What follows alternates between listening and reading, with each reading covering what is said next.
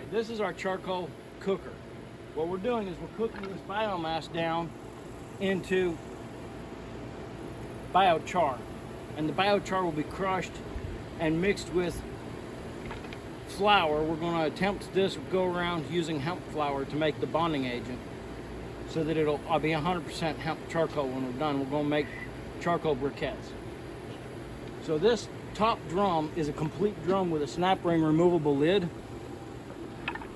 And here's the lid, and I don't have a bolt in it because it's not necessary. It does have to ventilate a little bit, but you do not want oxygen getting into that drum or the biomass will burn and you'll have nothing but ash. We're not looking for potash, we're looking for biochar. We have to start a fire under it to cook it like a big oven. So far we haven't made any. What we did was run a test cycle and burn the barrel to burn off any internal contaminants and clean everything up so that we've got clean product when we're done. Now, it's still hot. It's not too hot because we let it cool, but definitely want gloves for this part, even if it's been sitting for a while, because the sun will make it hot. I'm gonna step to the other side and lift this drum off, and then we're gonna pull the top off of it and see what's in there.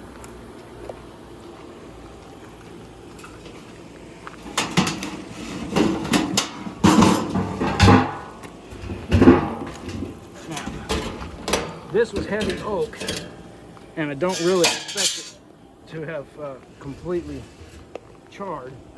Yeah, see, we got a little bit, but that's potent. This is what we're looking for. And we still have some organic matter. It didn't quite cook long enough, but we were just curing the barrel for this test run. And you can see where it set over the vent holes.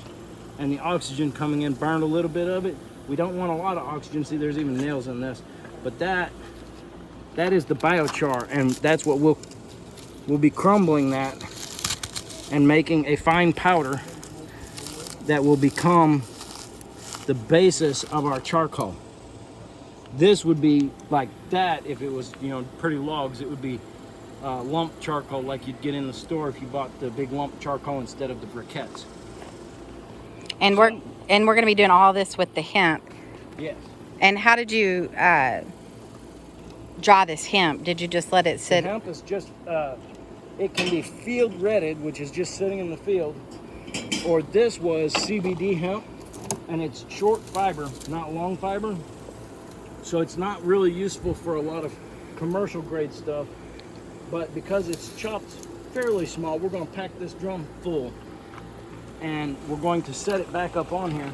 Now, I realized when I did this that I have these loops just a little bit too low, so we're going to raise that top drum up so we can put a bigger fire under it.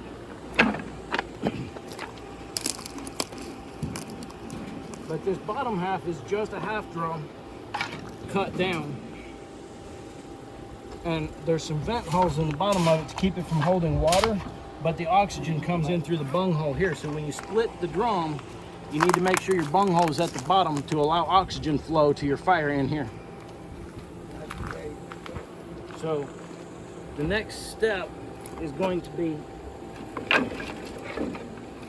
pile a bunch of wood in here. And you just want to stagger it a little bit so that you get airflow between the chunks of wood. So could we theoretically use hemp to do the fire with, or would we always need some kind of heavy wood? Hemp, but hemp is going to burn hot and fast, and you'd have to keep putting more and more in.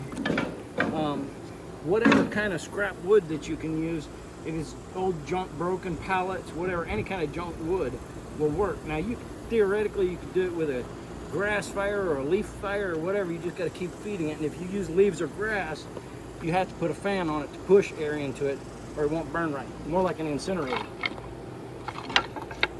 So, right now, we're going to put a whole bunch of wood under here, and about halfway through this process, we'll have to stock it back up with wood, so we'll have to stack more wood back in there. So,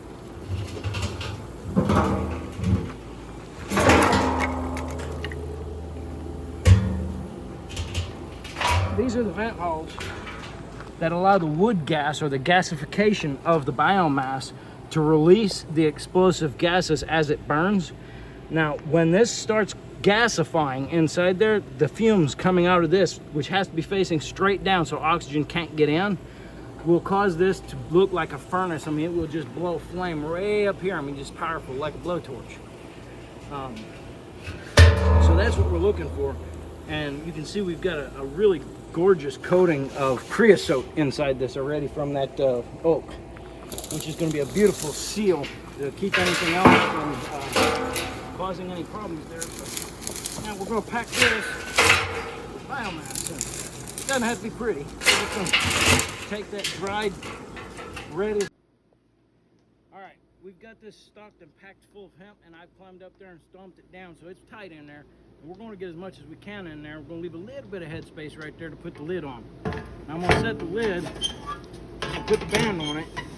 And like I said, a perfect seal is not necessary, so the band itself is good. You don't have to put a bolt in it. If you got one of those snap ring ones, snap it down. They're awesome. You just don't have that one right now.